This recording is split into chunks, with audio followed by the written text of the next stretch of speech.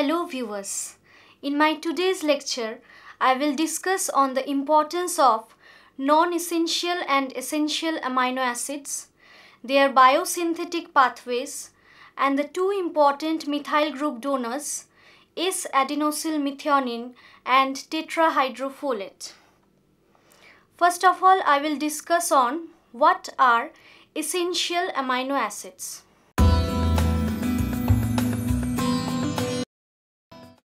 There are many amino acids whose biosynthetic pathways are present only in plants and microorganisms. But humans must have these amino acids in their diet, so these amino acids are known as essential or nutritionally indispensable amino acids. Examples include histidine, isoleucine, leucine, lysine, methionine, etc. Arginine is another amino acid which may be classified as essential, although it can be synthesized from urea cycle as it is required in greater amounts than it can be produced by that route for normal growth and development of children. The essential amino acids occur in animal and vegetable proteins, but different proteins however contain different proportions of these amino acids. So a balanced protein diet supplies the proper proportions of all of these essential amino acids. Now, what are non-essential amino acids? Man can make 11 out of these 20 amino acids from very common intermediates. So these amino acids are called non-essential or nutritionally dispensable amino acids. Examples include alanine, arginine, asparagine, aspartate, cysteine, glutamate, etc.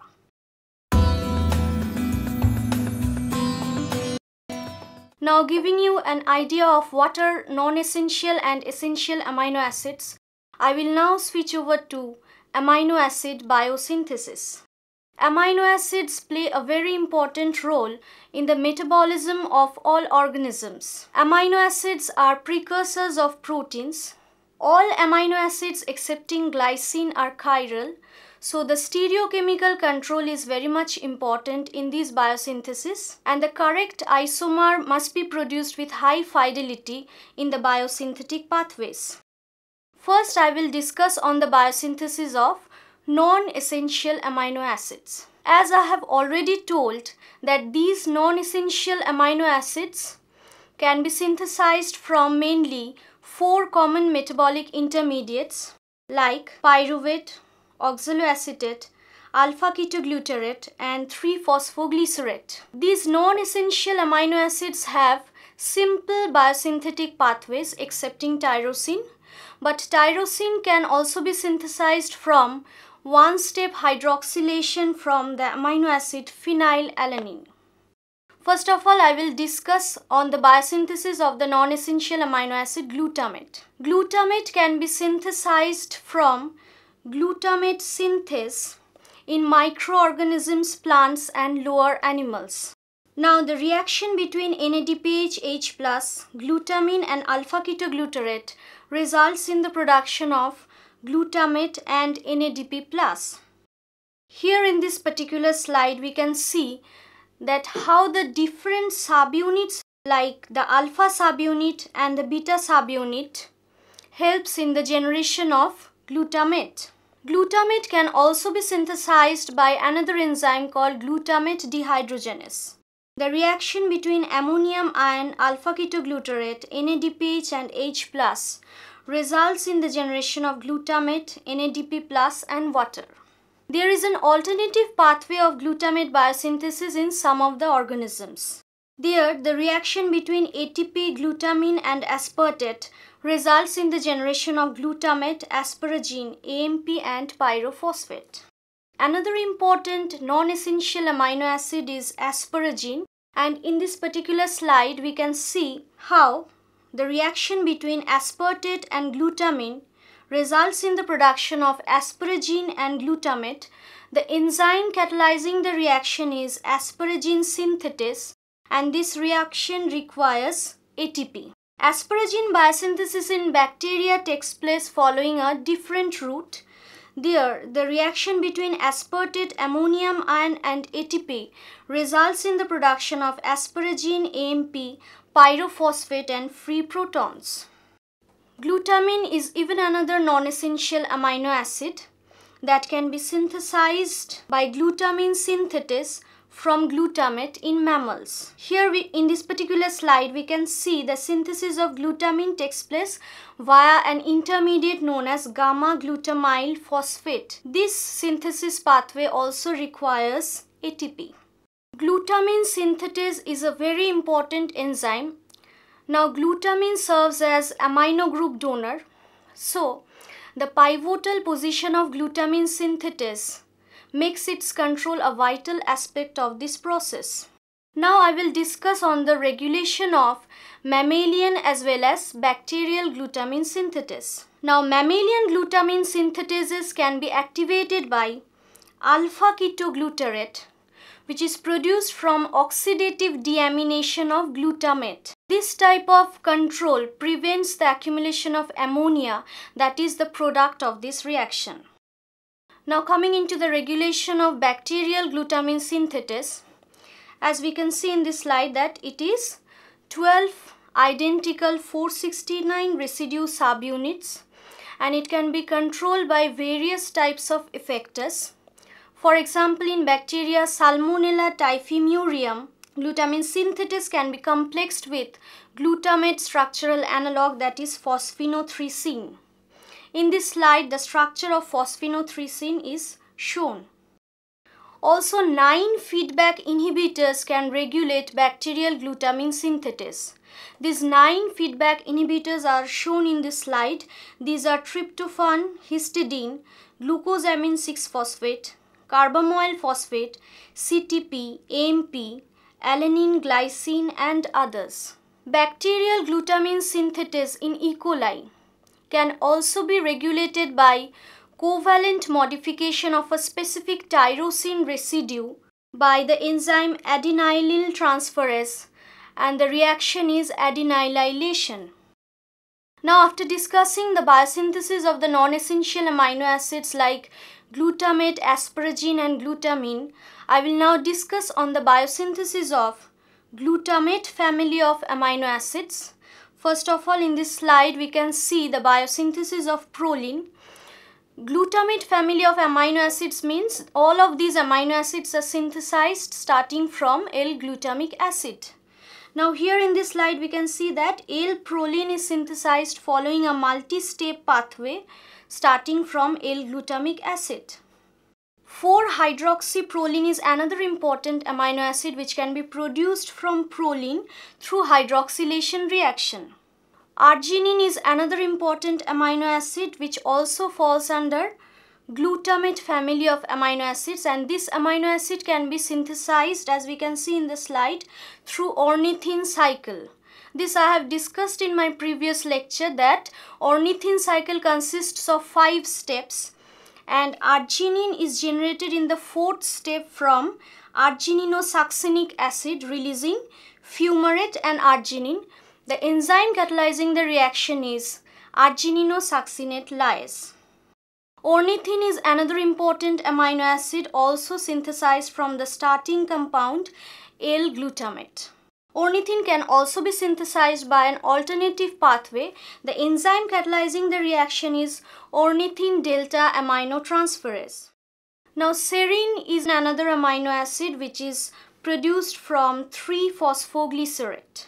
Alternative pathway of serine biosynthesis also exists in some organisms, where hydroxypyruvate generated from D-glycerate undergoes a transamination reaction with either alanine or glycine, thereby resulting in the generation of serine and either pyruvate or glyoxylate respectively. Now here in this particular slide we can see glycine biosynthesis, which follows 2 pathways. In one of the pathways, glycine can be produced from serine The enzyme catalyzing the reaction is serine hydroxymethyl transferase, and another route is from carbon dioxide and ammonium ion, and the enzyme is glycine synthase. Now, cysteine biosynthesis takes place in animals from homocysteine and serine. Now, there are two genetic defects, namely homocysteinuria and cystathione. In the first condition, there occurs excretion of homocysteine in urine, and that is known as homocysteinuria.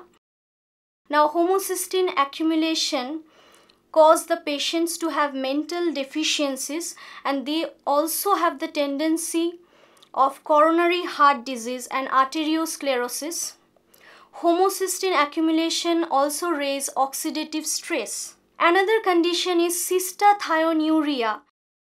Cysteine biosynthesis in plants and microorganisms takes place following two routes. One is from serine and another is from ATP and sulfate ion. Now, after discussing the importance of non-essential amino acids and their biosynthesis, I will now discuss the biosynthesis of essential amino acids.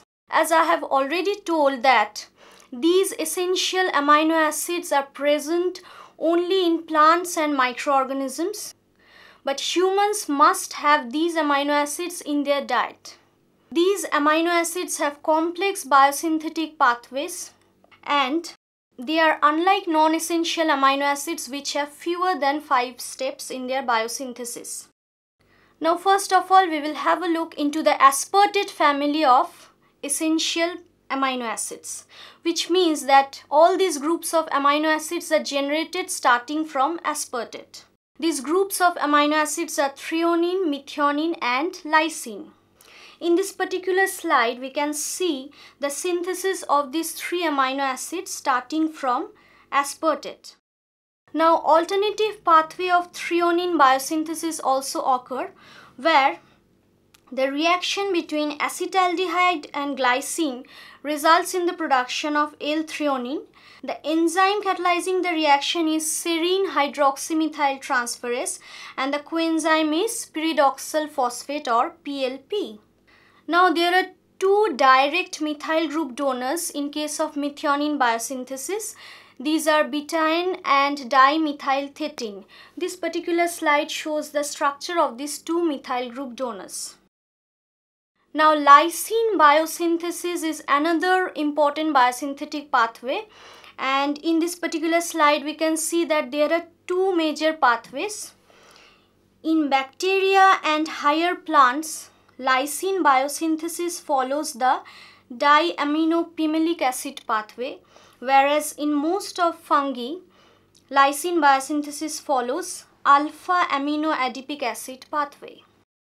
Most of the metabolic reactions are controlled in the first committed step, and in this case also the group of amino acids, the threonine, methionine and lysine, are controlled in the first step, and the enzyme catalyzing the first step is aspartokinase. There are 3 isozymic forms of aspartokinase, which is aspartokinase 1, aspartokinase 2 and aspartokinase 3. In the following chart, we can see how these 3 isozymes of aspartokinase are controlled by these amino acids. In case of aspartokinase 1, the feedback inhibitor is threonine and the co-repressors are threonine and isoleucine. In case of aspartokinase 2, the co-repressor is methionine, and in case of aspartokinase 3, both the feedback inhibitor and co-repressor is lysine. Coming into the pyruvate family of amino acids, first of all, we can see in this slide the biosynthesis of valine, and it falls under pyruvate family, means that it is synthesized from the starting compound pyruvate. Now, the biosynthesis of lysine, we can see in this slide that it also follows a complex multi-step pathway, and also the starting compound is pyruvate. Next, we can see in this slide the biosynthesis of isoleucine, which also follows a multi-step pathway, and the starting compound is pyruvate. Let us discuss the biosynthesis of another three important aromatic amino acids, which are phenylalanine, tyrosine and tryptophan. All these amino acids are synthesized from a common compound called chorismate.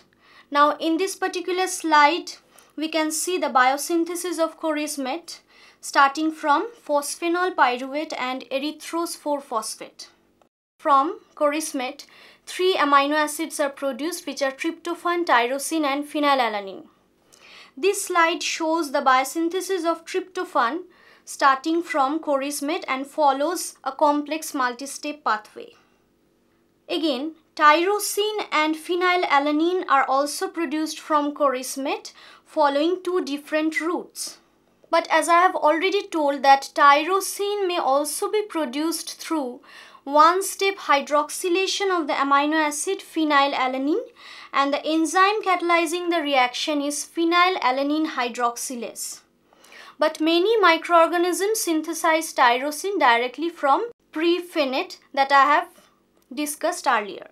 One important information is that glyphosate, the commercial name of which is Roundup, is the most active ingredient in majority of the weed killers, and it is a broad spectrum herbicide. Now this herbicide inhibits the enzyme that generates the compound 5-enol pyruvyl shikimate 3-phosphate and hence blocks aromatic amino acid biosynthesis. In this particular slide, we can see the structure of glyphosate. Now because animals lack this enzyme, this herbicide is non-toxic to animals. Now in this particular slide, we can see the mechanism of action of glyphosate. As I have already told that it inhibits the formation of 5-enol pyruvyl shikimic acid 3-phosphate and thereby inhibits the formation of chorismic acid. And as I have said earlier, that chorismic acid is the precursor compound for the three amino acids phenylalanine, tyrosine and tryptophan. So chorismic acid formation is inhibited, and as a result there occurs a blockage of the synthesis of these three amino acids. Next, we can see in this slide histidine biosynthesis, which is another important essential amino acid. The starting compounds are 5-phosphoribosyl 1-pyrophosphate and ATP.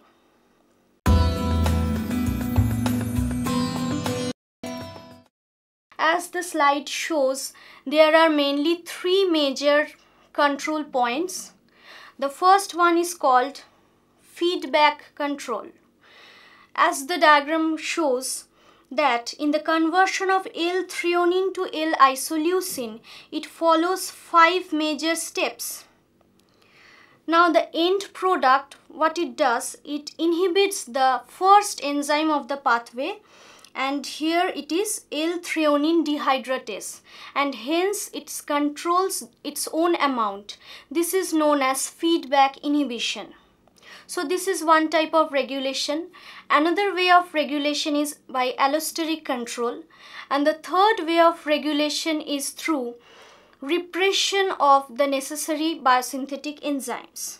One of the interesting information is that we know that amino acids are precursors of proteins, but we must also know that amino acids serve as precursors for many other small molecules which have important biological roles.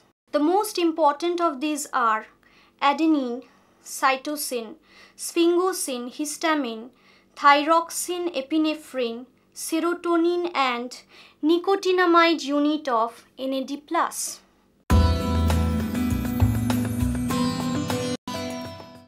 The importance of two methyl group donors, which are S-Adenosyl Methionine and tetrahydrofolate. These are very important methyl group donors and are required in most of the biosynthetic pathways. First of all, I will discuss about S-Adenosyl Methionine or SAM. Now the advantage of S-Adenosyl Methionine is that it has high group transfer potential than tetrahydrofolate, so it is utilized in most of the biosynthetic pathways. This particular slide shows the structure of S-Adenosyl Methionine. This slide shows the biosynthesis of S-Adenosyl Methionine. It is produced from methionine and ATP with the generation of S-Adenosyl Methionine and release of pyrophosphate and inorganic phosphate. This slide shows activated methyl cycle. Let me explain it to you. S-Adenosyl Methionine is a potent alkylating agent, all because of the presence of its destabilizing sulfonium ion. Now in this cycle we can see that S-Adenosyl Methionine, after donating its methyl group, generates a methylated acceptor and itself gets converted to S-adenosyl homocysteine. It then produces homocysteine with the release of adenosine. From homocysteine, methionine is generated with the help of N5-methyl tetrahydrofolate. From methionine, again S-Adenosyl Methionine is regenerated with the reaction of ATP. So this is the activated methyl cycle. Advantage of S-Adenosyl Methionine or SAM, as I have already told, that it is 10 to the power 3 times more efficient than tetrahydrofolate, as its group transfer potential is very much high. But the disadvantage is that it carries the 1 carbon unit only in one oxidation state, that is -3.